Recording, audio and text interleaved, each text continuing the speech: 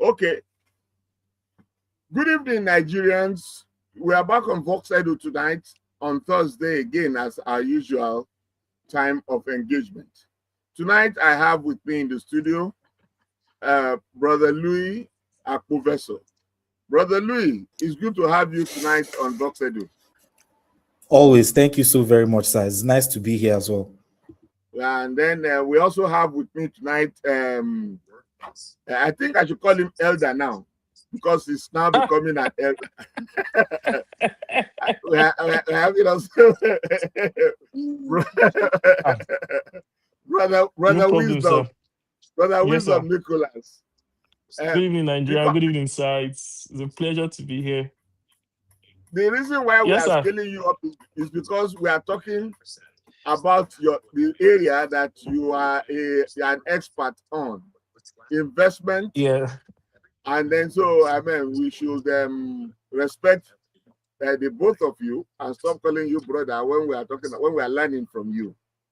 So tonight we are going to continue on our conversations around investment as we build the Nigeria of our dream.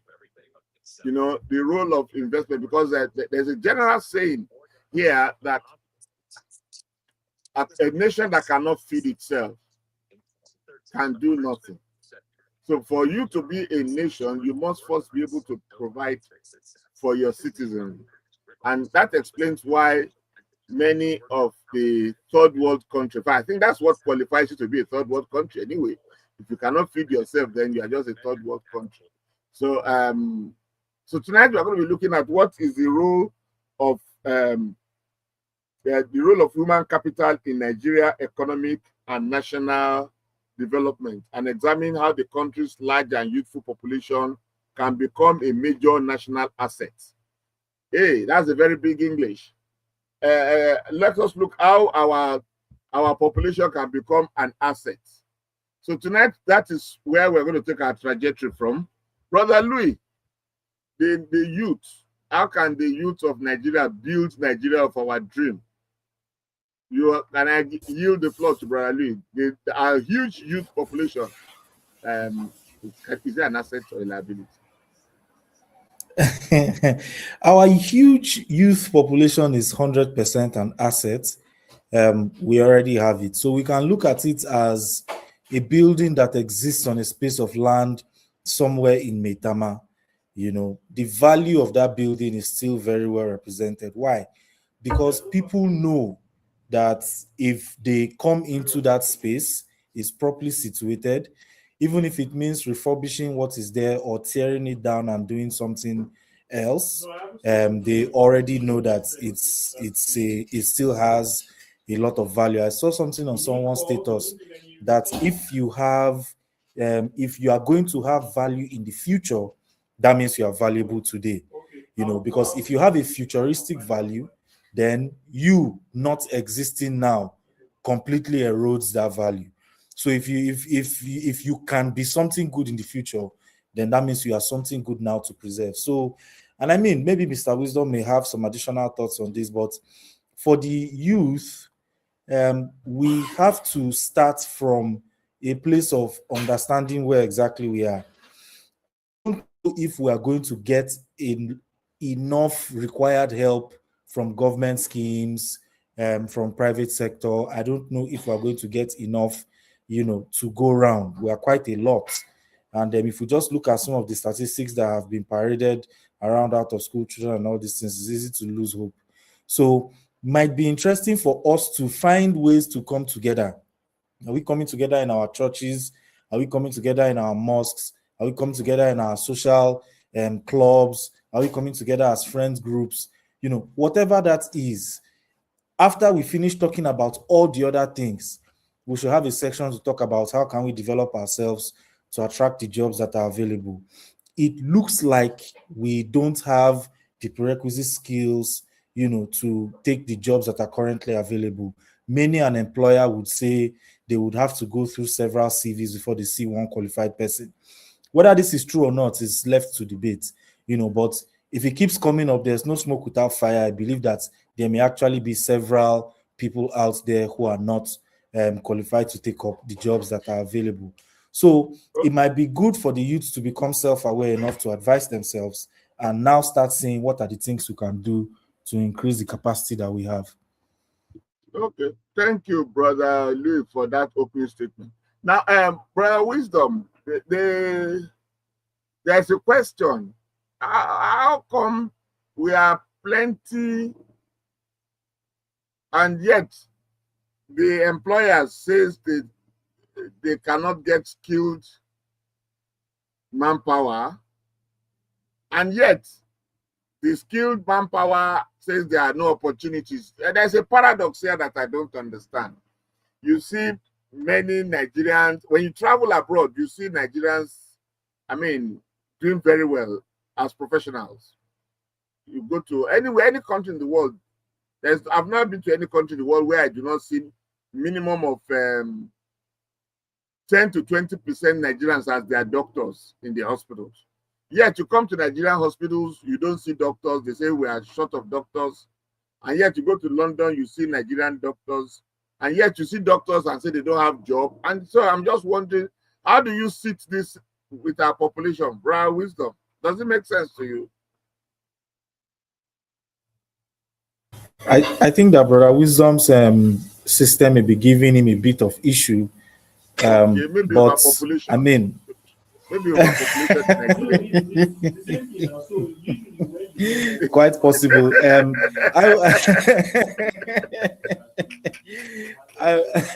I would, and I mean that I like that question because it starts getting us into the nitty-gritty of what we are going to discuss. If it is true that we are so well populated, or we have so many of us around, and when you go outside to the countries abroad, you see a lot of us, that means there's nothing good with the Nigerian human being. There's nothing wrong with the Nigerian human being, rather. They are generally good. They are okay. They are good to function. They can be doctors, they can be lawyers, they can be plumbers, they can be anything they want. So does that then mean that there must be a systemic issue why we are unable to excel at the highest levels within Nigeria? I think that could be the problem. I think that could be the issue as well. We are many, the opportunities are abound, but there's a systemic issue that doesn't allow us get the best of us are not on top, at least within the confines of the country. No, opportunities that exist. Are we working to get to the top or get to the bottom? What I'm saying, the question is that even when you want to hire a bricklayer is a Cotonou man. When you want to hire a hand skills, you still hire skills from West Africa sub-regions. I remember many years back, up until many days back, you want to get tilers. They say they'll bring tiler for you from Ghana. And then you are wondering, but they say we are plenty. How come that we still have to go to Ghana that they don't have enough? I remember from many years ago up until now, you still have to go and borrow MTN from South Africa.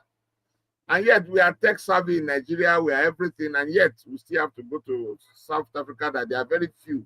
Even the few that they have there, they won't let them to use them. We'll bring them to Nigeria to come and take all our money back there. What do you think is the problem? We are just plenty. And suddenly we are plenty, suddenly we are few, suddenly we are plenty. And when you are looking for people, you don't get to see anybody. And then they tell you that you're overpopulated, and then it's okay, give me carpenters. And then they say, let's go to Ghana to go and get carpenters. They say, give me teachers. They say, let's go to Ghana. Ghanaian teachers are better. Okay, let's invest in technology. They say, let's go to South Africa to get it. And then you are wondering, what's happening? Why are we so plenty and we can't get what we need among us? And then you go to London, you now see us there. And you're now wondering, what's happening? And I mean, just to buttress your point, sir, even in the MTNs that come in, the workforce is Nigerian. So those Nigerians that are working in MTN in Nigeria are inside a system. So I feel that because of something, call it I don't even know what we'll call it, but there's something that exists, on a wide scale that doesn't allow or doesn't will I say, encourage more Nigerians to do the simple nitty-gritty things like pay attention to detail, etc., so forth. When it comes to those jobs, even yes, when we used to work on the sites in those days, it's Benin Republic guys from Togo that used to come and lay the tiles on the sites. And it's because by the time you get 4 or 5 Nigerians to lay tiles, they do a job. If you get the Benin guys, they do a better job. So you go for the better one. We don't have yet that system or culture or belief or route or whatever we want to call it that emphasizes the important things. Take, for example, the tiling job now. We just feel that as long as we have put the tiles in there, we just go for the next thing. Everybody's just pursuing money. Nobody's pursuing craftsmanship as such. And it may come from a place of we have too little to eat, so we need to do more jobs to get more. Therefore, attention to detail is paid less and less as we continue. It may come from a place of this is how my father did it. Brian Louis, hold your thoughts there. Wisdom is back. Yes, sir. Wisdom is back. Right. It's the one that is using Tyler. Brother Wisdom, are you there or you're laughing? Brother Louis said there is something about. He said there is something about Nigerians that make it that anytime you want to hire house help, you want to hire teachers, you want to hire craftsmen, you have to go to West Africa to get them. Yeah, they say we are populated. And they said there's something that I think maybe that's why we have too many churches, just so I can cast out the devil that is disturbing Nigeria. What do you think is the problem why we cannot see good people in Nigeria? Okay, sir. So when we talk about our population size, our population size offers us numbers, but doesn't entirely offer us skilled workers. So I would cite a reference with India, for example. India, in my own opinion, has a larger population size than Nigeria. But the difference is just recently or before now, if you wanted to build an app or anything digital, you would always hear people say, oh, I'll get developers from India. I'll get this from India. Same thing if you want to go into hospitality, I would get people from Lebanon. I would get people from, there are different, so everybody has been able to focus on one particular thing, not necessarily, but the difference is the anyhowness of Nigerians. A Nigerian believes that you should give him work because he has suffered, or you should give him work because you are his brother, or you should give him work because you are a big man, you have money, not because he is qualified, right? And then even when it comes to the people that are called the so-called professionals or the people that are qualified, they can't stand on their professionalism and say, oh, I can't do this because it is not the way it's supposed to be done. Or I can't do this because this is not the right practice.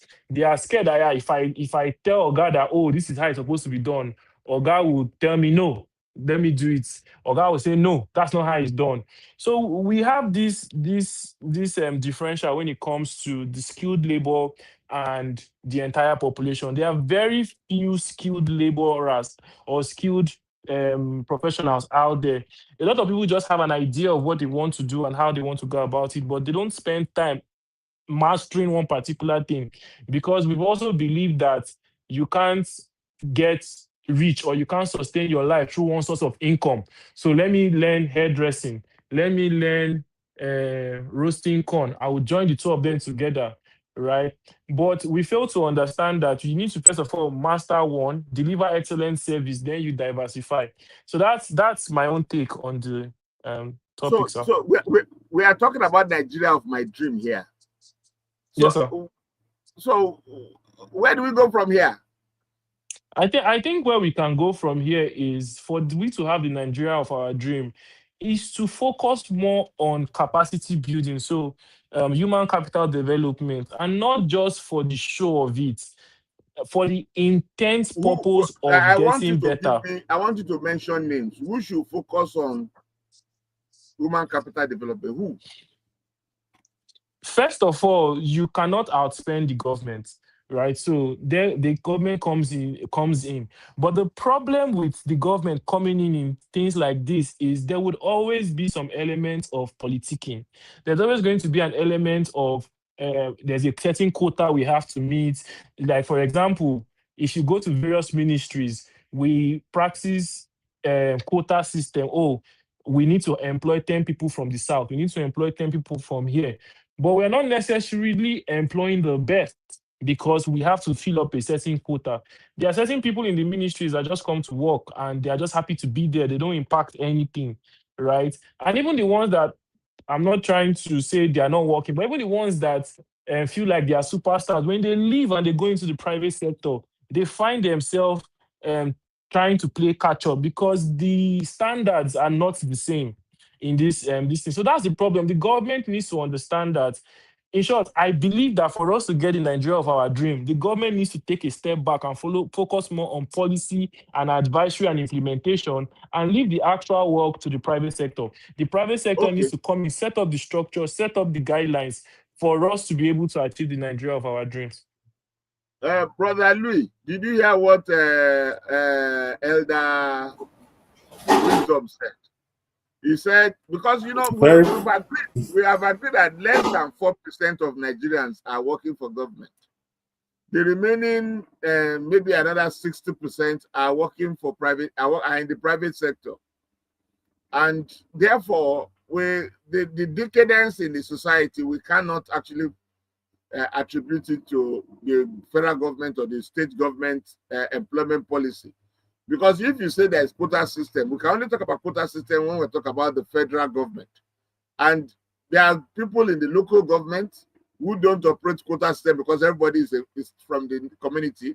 There is a state government that has nothing to do with Igbo, Hausa, or Yoruba. And then, so it's only in the federal government. And then federal government maybe at 0.04%. But this evil, this thing that is called inefficiency, is from local government to federal government. It's from the guy that is packing gutter to the security man, to the tailor, to the carpenter, all through the system. So I want to believe that there is something about DNA here that needs to be corrected. And focusing on quota system will be missing the point. What do you think, Brother Louis? Because there's no quota system in this state. Well, to be fair, and you know, based on my own possibly limited experience, I think that while the government is, you know, less than 5% of the workforce, the rest of the workforce is self-employed, so to speak, to a large extent. Yeah, we have the corporate 9-to-5ers, but the rest are largely self-employed or in a small business of 2 to 3 people, you know. So it's difficult to, you know, establish what the standards should be, etc. I think, going with my first thought at the beginning of the session that we started, I think that it is even an issue that has even passed. I don't know if there's a lot that the government can do for us as we are now. If it is not something that we can do combining in wherever we gather. And I know that things can move where we gather, because on my phone, I have a minimum of 2 or 3 religious groups that contribute every so often on time so that their churches can run. If they're not contributing for fuel, they are contributing for the head of the church. There's always something. It's a very organized system. So I know that we do not need government to be organized. And it's just the focus. Are we going to focus on how can we get more international jobs, for instance? We want to get international jobs where, you know, they are paying us 1,000 USD a month. You know, if an E is going to set up Andela and then this can help with that, how many of us in our different groups are interested in joining that queue or joining that line of thought or joining that process to get additional work? So it is what we are focused on. If you look at our youth now, a lot of people are more focused on getting money, just the idea of getting money than rather the work that is required to do, you know, to get money. They look on their social media, they see different types of lifestyles being led, and they just wonder that, what do I need to do? What's the fastest way? So it's something that also, the youths have to come together and work on. Now, let me also, please hold you. You want to say something, Nicholas? Yeah, just to add to what Mr. Louis said, right? We have a pandemic of, if Nigerians find out that, oh, POS business is working, everybody starts a POS business. This is the same thing that happened when call centers were a thing or internet cafes were a thing. Nigerians, you see somebody open an internet cafe and doesn't know how to operate a computer. So we are more interested in the end than actually the means. So we don't take our time. So we barely see Nigerians that are passionate about a certain cause or a certain skill, or, oh, I want to study electrical electronics, and the aim of this is, by the end of the day, I should have a company that is rivaling or doing the same thing as LG is doing. We don't have that level of trajectory, because sadly enough, we are all just in survival mode, right? So in survival mode, you're just, oh, my neighbor started roasting corn and is making money. Okay, let me also go and start roasting corn. My neighbor started doing this. So that's the kind of environment that we currently find ourselves, and that's also what is impeding us from being excellent at our various skills and services. Okay. I'm just trying to look at a conversation around here. So that we don't lose the trajectory. We have a problem in the construction industry. We are not able to get tilers, masons, and carpenters, etc., except you go to Ghana. Shouldn't we be asking? Meanwhile, people like Uncle Wisdom is making millions from construction industry. There is a lot of money in the construction industry. Development world is running to billions of dollars in Nigeria. Shouldn't we mandate that the private sector people should set up institutions to train workmen? Shouldn't we demand that all trade unions and trade organizations should set up centers to train artisans? I mean, they are the consumers of this resource. So if the government makes the policy, shouldn't we demand that all these trade unions train people? What do you think, Brother Louis? Because we shouldn't put all this blame on the government. What do you think? And I mean, again, I'm completely on that side. I think that this thing is in our hands.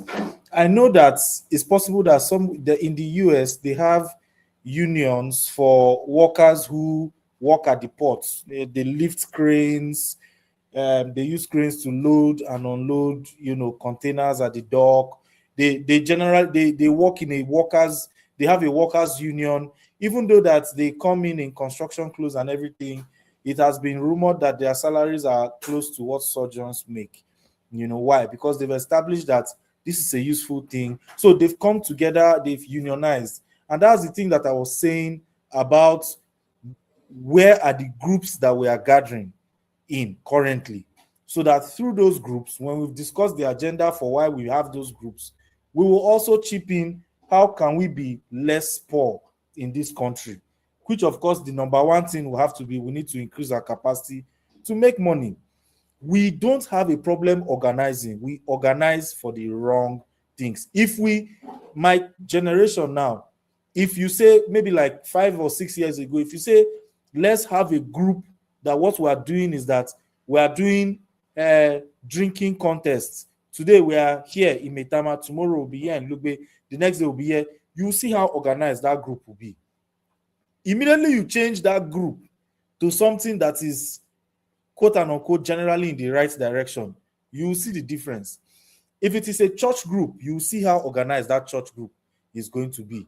Once you change it, that what you want to do now is it becomes disorganized. So it is still within our hands. It's that kind of thing that the majority of people have to agree that this nonsense has to stop. And if that does not happen, there is going to be very hard. The other way would have been systems, the government or the private sector or whoever forcing the people to become. So, for example, now we have a union of plumbers. You understand? This union starts with just 10 plumbers. The union ensures that these 10 plumbers are the best in the whole of Abuja, such that every estate wants to use from this union. So if you are not a plumber in this union, they won't call you. So other plumbers now want to go and join the union, for which they welcome them.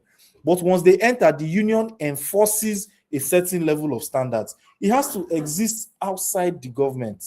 It cannot, the government, there's not a lot that they can do. I understand that they should set systems, they should set key expectations. When we're talking about Nigeria of our dream, the first episode, the key things, the 9 or 10 things that every Nigerian should have, how many do we have?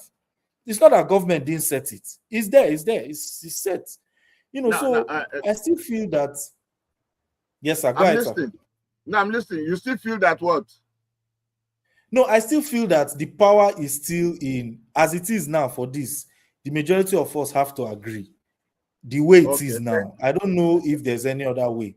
Thank you. We have a comment from our online listeners. So the next voice we hear now is from the studio. Okay, studio.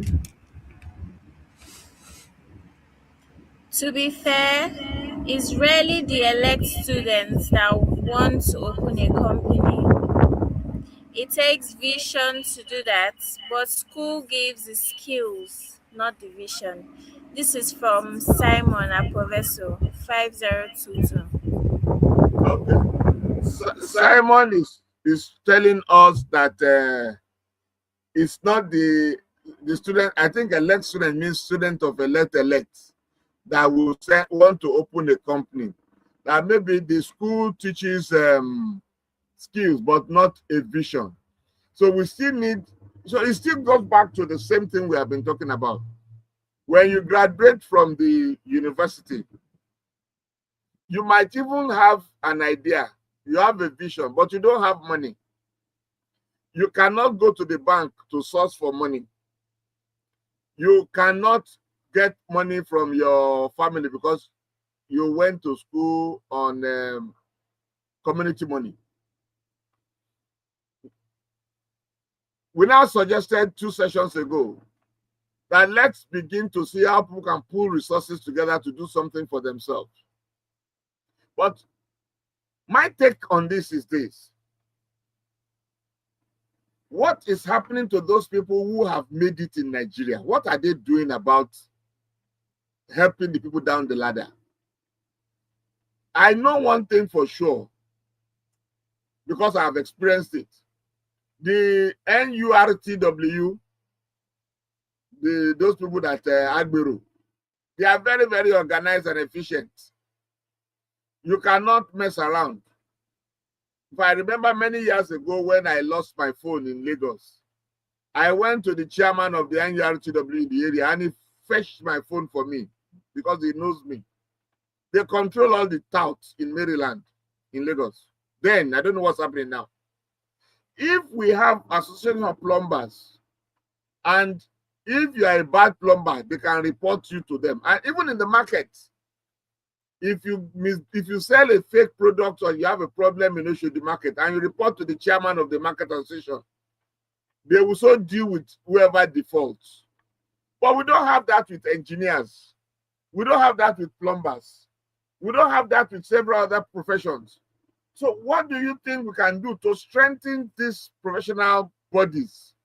What do you think we can do to strengthen these trade union organizations so that they can, 1, improve quality, 2, establish, what do you call it now, protocols, and make sure that Nigerians work well? Brother Wisdom, what do you think? Is there such association among those of us that developers, whereas we maintain professionalism? Absolutely, sir. So for one, we have COREN, the governing body of engineers. So as an engineer, you cannot practice without COREN certification, right? So that certification serves as your identification number. Usually, for every project, you should have an engineer that is current certified for you to be able to get approval, move to site, apply for certain and all of those things. But Oh, the sorry, thing sorry. is, Hold it there. Is there any punishment for default? If I'm building and I don't have a current engineer on site, is there a punishment? Please talk. yes, there are punishments in place. But the question that I would not ask is, who are the people implementing the punishments? Because the same inspectors from development control that would come around will be the ones to tell you, don't worry, we can circumvent it. Don't worry, just you can use the certificate and submit But as long as everything is okay. shouldn't current have enforcement unit like Motor Park? Motor Park don't wait for any enforcement agent. So they catch you, they beat you, they collect your car. They do, but at the same at the same time, the system is broken, sir.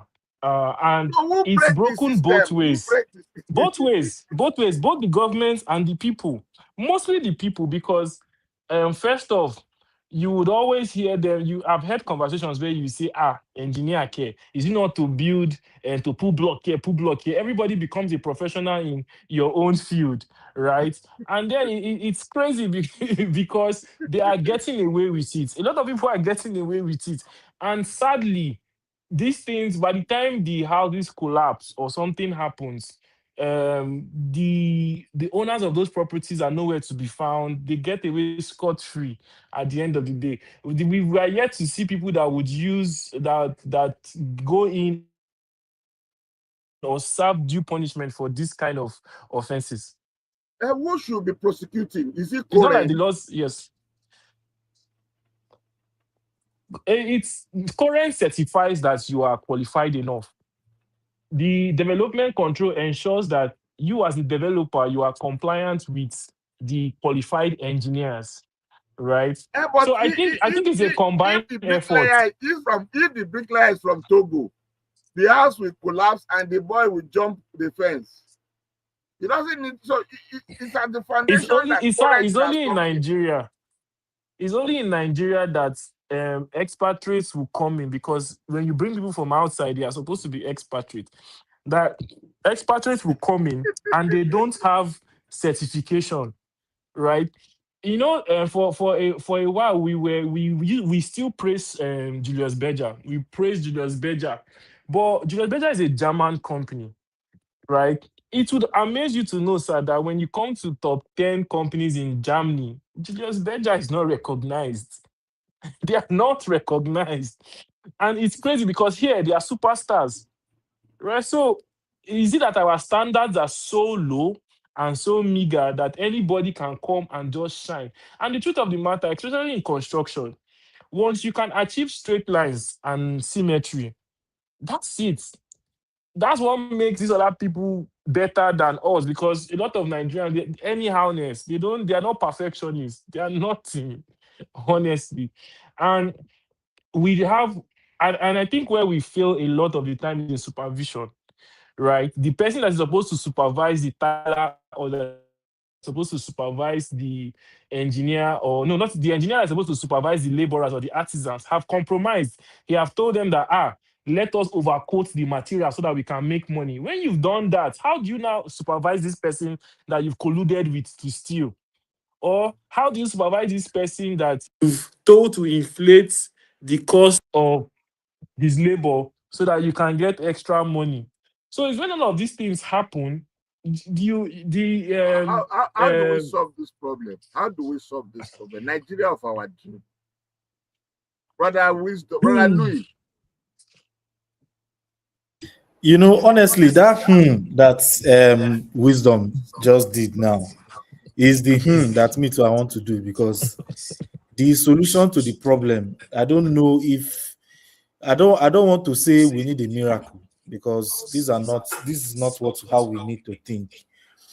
I think that we can start solving the problem using 3 key steps. The first step that I would advise us to do is exercise your civic duty. When you are driving on a road that has lane, drive within the lane. When it's time to vote, get your PVC and vote. When it's time to throw away waste, don't put it on the road, put it in designated dustbins. It is from doing those civic duties and responsibilities that you can now say, but this road is not even marked. Let's write to Yesom Wike that, sir, you marked this other road, but you didn't mark this one. Can you please come to our aid? Oh, this place also have dustbin. Can we write to the LJ chairman in charge to say, sir, please, or ma, please, can you mark? So it's from doing those civic duties that you can then understand, what is missing and what is not. That's number one. Number two, the already existing unions, because there are several unions. I, for example, am part of the Chartered Institute of Stockbrokers, So, and I mean, when it comes to, they try their best, they do a lot to ensure that stuff like insider trading and all those things don't happen. They try to invite everybody for seminars every so often in a year, So they do, but it will be good for all the other unions, especially the ones that have the majority of the workforce, to become a lot more standardized. Maybe not the way NURWT is working. I don't know how they work, to be fair, but if it's effective, are there things that we can learn from it? The last thing will be to self-organize. At this point, nobody's coming to save us.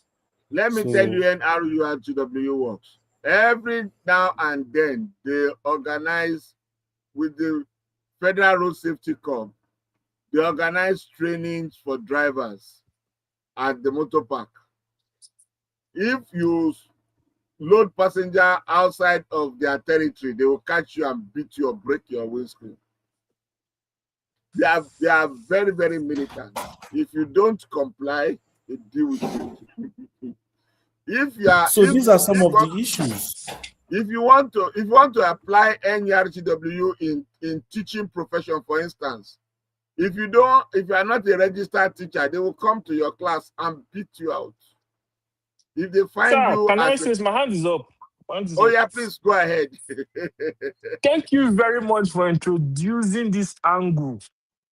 I do believe that, and I've told Mr. Louis on several occasions that one of the ways for us to correct the anyhowness in Nigeria is corporal punish. See, sir, if you are the traffic light and somebody comes and beats the traffic light and people chase after him, pursue him, bring him out of his car and flog him like a small child, and it's because he beat traffic light.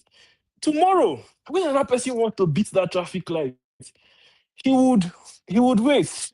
It is so bad that we Nigeria, we can do anything, all the nonsense that we can think about. But the moment you see the same people enter plane and land in Heathrow, everybody stand at attention because they don't want to be. It is madness. We need to introduce some level of corporate punishment into ensuring that people obey the laws and regulations. Because you will see somebody driving, he's not wearing his seatbelt. The moment he sights road safety, he starts rushing to adjust it. So you know the right thing to do. You just don't want to do it. Then when you're now seeing that road safety officer or trying to exercise his duty or discharge his duties, you hear things that, you are being too serious with this work. Do you understand? You madness, sir. Madness. Utter madness. So, sir, we can take a playbook from NURT and start maybe flogging some people, to comply with certain rules and regulations. Because that's the only way. We need a hard reset. I remember some time back in Lagos when LASMA caught a driver. The LASMA removed his uniform, the driver removed his dress, and they give each other beating. It was boxing by the side of the road. And people now say, policeman, which one is this one now? Arrest him and take him to station. Why are you beating him? He said he wants to, maybe elder wisdom is like that policeman. Say, let me beat him first. I'll beat him to submission before I carry him to police station. Now, that will be introducing chaos in the system. The NURTW, sometimes chaos is needed for order to come. They stayed on their lane. If you don't carry passenger by their car park, by their garage, they won't disturb you. But it's like going to the airport. if you carry passenger anywhere on the airport, it is the airport taxi owners that will catch you, not police. And they will seize your car. So what I'm trying to say is that what are we expecting, and what is expected of the trade union to ensure professionalism in their respective trades? Every trade union should make sure that their laws and their bylaws are kept. The Mechanic Association, the Panebita Association, the Tailors Association, all the people, I mean, the only time you hear about, what do you call these people, NLC, Nigerian Labour Congress, it looks as if NLC is equal to federal civil servants. We don't get to hear of them when it comes to dealing with all the other organs that form the Nigerian Labour Congress. And so That the only time sorry, I just remember something. The only time I believe that NLC worked as NLC and was, well, it eventually became a political tool. I remember vividly well in the early 2000s, 2003, Adams Oshomole would move into filling stations with his own jerry can gauged at 1 liter to find filling stations that are not selling at the pump price. That was when NLC was NLC. Now, I'm sorry to say, sir, we don't have a Labour Congress. We don't have, because it is supposed to be as democracy is, for the people, by the people, of the people. Where everybody is looking for a payday. I'm sorry to say, sir. But even at that time, Oshomole did not come and check tilers. He didn't go and give clothes to tailor. He was just going to a place where the cash cow is, where there is activity and camera. So that is what activism has turned into. I was telling Mr. Louis the other day that the so-called activists that we have, and I was directing it to a particular minister, because in the last couple of weeks or in the past week, they were all attacking one minister because there was flooding in the FCT. And I said, if you people use the same energy you used to attack this man to attack the other ministers, I think everybody will sit up. You are attacking a minister that, by my own accounts and by some residents of the FCC, he's doing a stellar job. If you ask me, he's doing an amazing job carrying out his duties to the best of his abilities. But you don't like his mannerism, you don't like his character, you don't like how the anyhowness of how he talks. But is he getting the job done? He is getting the job done. Why are we? There are ministries that exist that we don't even know. There are ministries. I heard that we have a biosafety agency. What do they do? How do they do it? I don't know. There are a lot of things that are going on, and the people, the activists, are focused on the ones that will quickly get them the likes, the headlines, and whatnot. Why are we not calling the other ministers' name? Why are we not talking to the other people that are supposed to be carrying out their duties that are not? Brother Louis, are you going to call NOA again? No, today let's allow them rest. Let's allow them rest. While everybody is looking at the corporal punishment type of way, the same Mr. Wisdom also suggested something to me that I thought was interesting. When I told him about what does he think if he was in charge of roads, traffic, and he was given a mandate for people to behave on the road. And he said some things interesting. He said he will establish free dashboard cameras for all the residents in FCT, and he will establish some kind of material benefit, whether it's that you pay less when you are going to renew or something, for everybody to report nonsense driving with video evidence. So what you just see is that your car has been reported, they've linked your car plates to who you are, and then they've issued you a fine. And they will invite you to court. If you go, you will see the court can even be virtual, according to him. So you go on a Zoom call like this, and then you see yourself driving nonsense. And then they will not say pay 5,000 or pay 50,000 or depending on the price. And then the people or person that reported you get to kneel off 500 naira from their next when they are ready to renew their papers. Or I may not be explaining it very well, but the point behind it is whatever you promote, whatever you encourage will get done more. Whatever you punish will get done less. So if we can, as unions, we're talking about trade unions now, the punishment may not have to be that we have pulled our clothes and then we have set punch for each other to box each other. But it might be a punishment from another side. Maybe somebody does a very bad thing, when he goes to an estate to work, and you blacklist him around the country. You understand? Or blacklist the firm or whatever.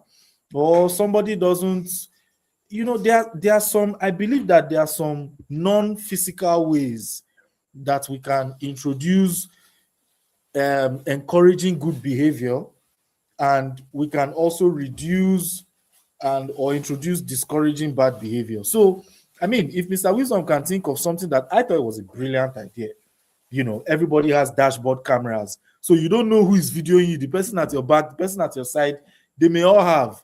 So because you know that if you do anyhow, they will catch you on camera. So you drive like a normal human being. I thought it was a brilliant idea. So how can we introduce these kinds of systems that are not dependent on government too much, so that we can get better, get better results, especially in terms of capacity development?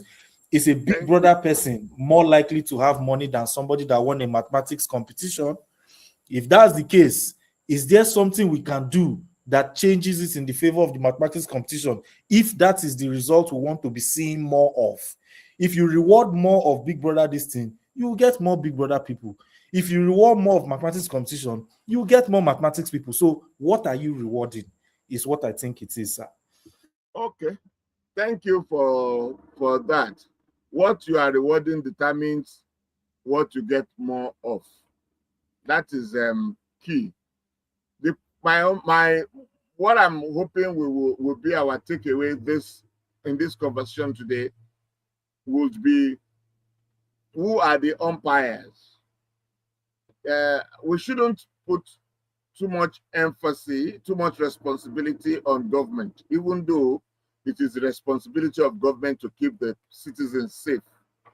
But I'm just thinking, what are the other trade unions? What are the courts doing? What are the other agencies of aside the people that we vote for?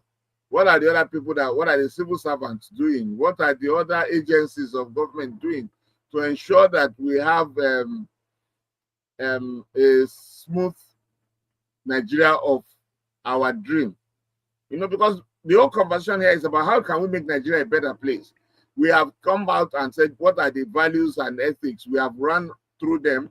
We have looked at what are the investment opportunities that exist, and we have come to the conclusion that people should collaborate more. Now we are looking at the trade unions and the associations. I know that many years back, when I was much younger, the Tailor Association used to meet somewhere in my grandparents' house. There were several associations that met, and when they meet, they try to bring standard to the profession. I don't get to see much of that. I don't know whether it's because I've left the space, but I don't know if anybody in the audience is aware what is happening to the trade union. We'd like to know what's happening to them.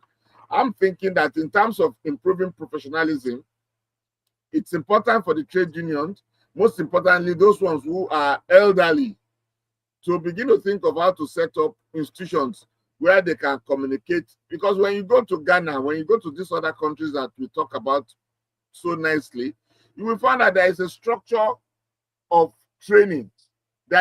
Even though the structures in some instances are funded by regional governments, not the federal government, by regional government, like I know of Ghana. Most of these structures are funded by the regional government. Even in Nigeria, we had trade centers that was run by government where they were producing surveyors and a lot of other professionals. But somewhere along the line, we just eroded all this and replaced it with university education. And people just go to the university, come back from the university, big certificate, empty head. I don't know. I honestly don't know. Brother Louis, what do you think how do we solve this problem now? I'm just laughing. Sorry.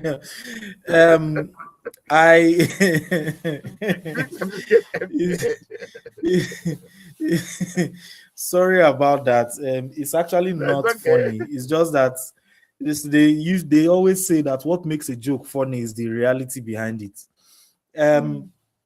I think that when it comes to our trade unions, for instance, there's a fundamental problem that we need to solve in how we think or how we perceive. If you go to Sena, if you not even Sena climbs, if you go to other climbs, there is something that they taught us in, I don't know whether it's economics now or business when we're in GS2, GS3, called dignity of labor. And dignity of labor is that whatever I'm doing, I'm proud of it. So I do it well, I do it to its logical conclusion. Whether somebody is a server on a train or a capsule abroad, or they are in Canary Wharf talking about millions and billions of euros and pounds of transactions, how they handle their jobs is a similar mindset. When they ask a bricklayer, they have two bricklayers. There's this popular example, one bricklayer, second bricklayer. Bricklayer one, what are you doing? What do you do? I'm a bricklayer. I lay blocks on top of each other after putting cement in between. Bricklayer two, what are you doing? I'm building the next house of the president, or I'm engaging in having a mass housing project that will take the 30 million Nigerians who do not have houses and give them an opportunity to have house. How do you see what you are doing? This thing cannot be taught, which is why I understand Simon's comment when he says they teach you how to do the technical thing, but they don't really teach you the entrepreneurial side to say, this is why I am doing this thing. And we have a cultural embargo, quote and unquote, that does not allow us to ask why. Please follow the leader. Nobody sits down to say, why am I doing this thing? It is that the chairman said we should, everybody's going. The chairman can make mistake. Oh. You understand? And I'm not saying ask why and be stubborn-headed. Ask why from a place of curiosity. We don't have it now. Okay, my generation, the millennials, we don't have it. We just follow. Even if we ask why, it's when we are in our small friend group. We'll not say, but why did they do this thing like this? You will now discover that none of us know why. We are just moving ahead. So we have that problem. And amongst all the other things, I know I said I will not say NOA. Amongst all the other things that NOA is, doing, can we also find a way to instill? Can we find a way to instill that idea of dignity of labor? You understand? You are not just somebody that is fixing pipe that they call plumber. You are somebody that is making sure that other people can go to work because now they have water, so that our GDP can continue to rise. But if you don't know what GDP is, if you don't know the effect of your work that is going on, if you don't know that, then how are you going to be able to have a better? And once you've seen yourself as somebody that is doing something bigger, automatically, because that mindset change has occurred, how you even do your job will also be different. When somebody comes and tells you that this one, you tell them that without this thing that I'm doing for you now, you can't go to work. Oh. So can you calm down and allow me to do my job? Then they say, but no be this thing, no be like this. Is it not just something I will do like this? Because we are very used to that in this country, trying to downplay those kinds of roles. Meanwhile, there are the critical roles that AI can never come and take. Let AI come and do plumbing, let me see now. Let it come and do screw, let me see. Except it's the robotics end. But the point is still that we need to have that dignity of labor. And if our organizations and the groups where we meet can infuse that into us before NOA has the budget to do so, fine and fantastic for all of us. So Brother Wisdom, did you hear dignity of labor? Yes, sir, I heard dignity of labor. I have something to take away here. Let us bring about dignity of labor. How do you think we can do that? So I think first of all, it's applying the word in its term, right? We operate a system where a plumber is sort of looked down in the economy, or being a plumber can only get you this far, right? Why can't a plumber earn as much as a banker? Why can't a carpenter earn as much as an investment banker? Why can't a plumber earn as much as this? Because we've classified their work as common. It's just common work. Right. And that is what goes back to your earlier statement that we need unions around these professions to standardize the price. But the problem is the people you're standardizing the price for, right? It's just like you go into, and this has happened to me, you take your car into a proper service center, right? Let's say you drive a Mercedes or a G-Wagon and you take it to a proper an authorized service center where they will change oil for you, 250K and whatnot. And you will see one of the technicians will come and meet you and say, why are you spending this amount of money to do it? Come, I can do it for you at home service. So you still see that the human beings that we are creating institutions to help get better pay, get better access to a quality life are still the ones sabotaging the system. So when the professionals or the so-called professionals start being treated as professionals or start understanding that they are also professionals to take their work seriously, then we'll start seeing dignity in labor. So that means if I can understand you very well, there is no road there. There's no road though, because we need a reorientation, right? we need reorientation because it's crazy. You would bring a carpenter would bring somebody, his boy or his apprentice to work for you. You will see the boy come by himself and tell you, oh, I no longer work for that my oga, oh, hire me. I can do the work better, or I can do the work cheaper. Don't you think it is because the boy is being exploited, or because there is no certification, there is no strong unionism, and it's an evidence of lack of information? Because if it is possible for the oga to report his boy at the union level, and the boy will be sanctioned for bad ethical practice. Is the oga going to, when he reports him at the union level, is the union going to come to my house, me that is looking for cheap labor, and I say, don't worry, come, I'll pay you. Come and do the work. Okay. So let's begin to round up. So Nigeria of my dream, brother Wisdom, continue. How do we get to the place? Nigeria of my dream. To be honest, things must get better. Yes, things will get better and things must get better. But the sad thing is we have to determine that we actually want things to get better. And I'm of the strong belief that one man cannot come and make a difference. We are too large of a population for one person to make a difference. Yes, the person can make a dent, right? But that's all it's going to be. It's going to be a dent in the fabric of things. We need to collectively, individually, uniformically come together and decide that, you know what, we want a change, we can do better. And it's going to take a lot of soul searching, a lot of determination, a lot of moments coming up here and there. Oh, Mr. Louis and Mr. Wisdom have decided that for the foreseeable future, we would obey all the traffic rules, all the regulations, and everything. But it will not surprise you to know that in your own obedience of rules and regulations, let's say, for example, you go to the passport office and you want to get a passport. I always like this example because it has happened to me. I go there, I say, I'm not going to call anybody. I want to follow the due process, and that's it. I go there, I sit down, I pick a number. They show me the number is 71. I filled up my information online and I'm sitting down. And I see somebody, I've been sitting for 30 minutes, the line is not moving. And I see somebody walking, and the guy comes, please, I want to do this thing. They take him to one corner, he brings out some naira notes from his pocket. Immediately he has gone. I would feel stupid that I've wasted my time. Because is it the money he paid that I don't have? The next thing I did was stand up. How far? That thing you did for him, do for me, how much? And immediately I was attended to.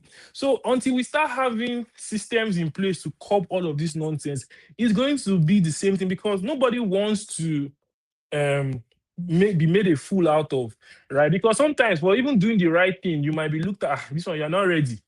You are not ready to move forward. You can never make it. So we need to collectively as a nation come together and agree that this thing is wrong and we want to fix it. That's the only way we can actually make any form Bro, of significant Brother change. Louis, who is going to call this meeting that Prayer Wisdom is talking about? On And where will you hold the meeting? Is it in National Stadium? I mean, I'm just trying to figure out how to sit down and have this. is going to be a difficult one, but evidently from the Ocean you are elections, on Nigeria of my dream. Don't say this dream is difficult. yes. Don't say this guy. Well, a lot of good things really are easy, but I get the idea behind not saying it so that we don't get discouraged. Yes, oh no, Yeah. very doable, very doable. I mean, I followed closely the Ocean elections, and Davido kept saying that do never underestimate the power of social media. So I think that in addition to all the things that have already been said, next week I'm going to ask everybody that I meet that's my friend physically, do you know how to write a petition? Let's assume now something is going bad in your area, or a plumber came, and the plumber, whether he is part of a union or is not part of a union. I don't know why we're focusing on plumbers, but yeah, do you know even how to write a petition? Can you, if they say, okay, now write a petition, can you? So maybe we need to start re-engineering ourselves to say, when something is not working, what is the legal way that we can attack it? If it is that, because I know that I always see this: sign your signature on this particular thing, sign your signature on that particular thing. So is there an electronic way of writing and sending petitions across to to NOA or to wherever? Can we suggest to them what we think is wrong and how we think they can do better at it? That might be the first step. Of course, we've already talked about your civil your civil laws that you should obey, having that civic responsibility, so you are obeying the laws, you are not in the wrong to the best of your knowledge. And so there's that as well.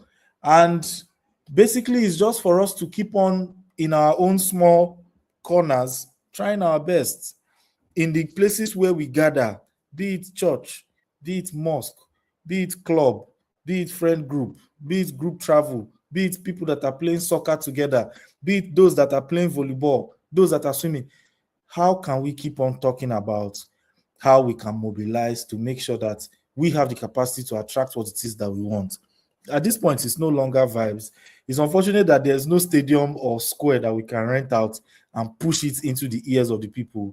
But with brilliant ideas like what Mr. Wisdom talked about with the dashboard camera for increasing traffic safety, a lot of Nigerians have these ideas. We are of a good stock. We are smart.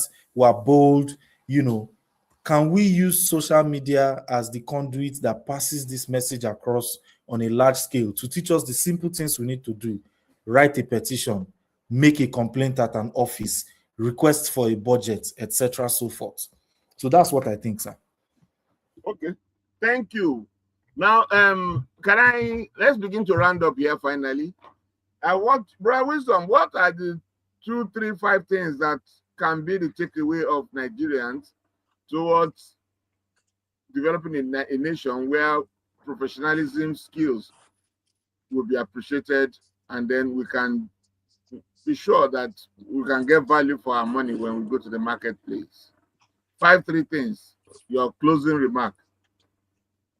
And so, for us to get professionalism, I think first of all, the professionals or the people that want to be called professionals should take their craft seriously. So, if your level of professionalism requires some level of certification, get it.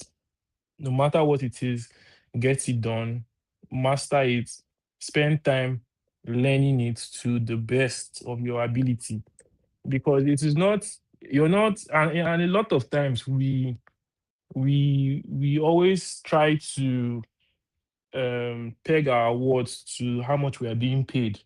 Why don't you peg your word to how long your product will last?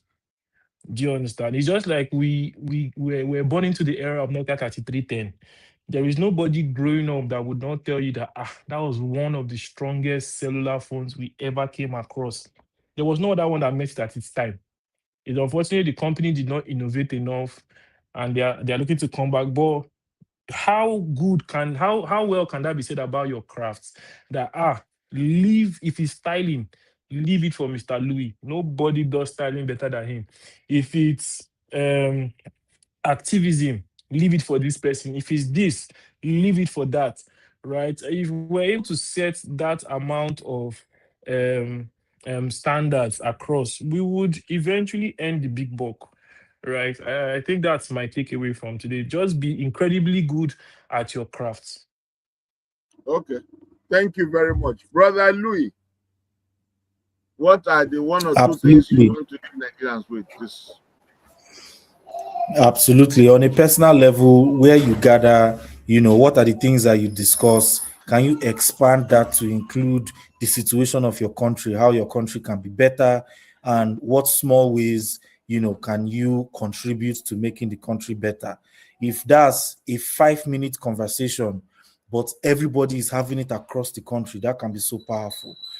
So the takeaways from those conversations are things that can change economies in as short a time as possible. So for me, that would be it. Let's have more and more of those conversations.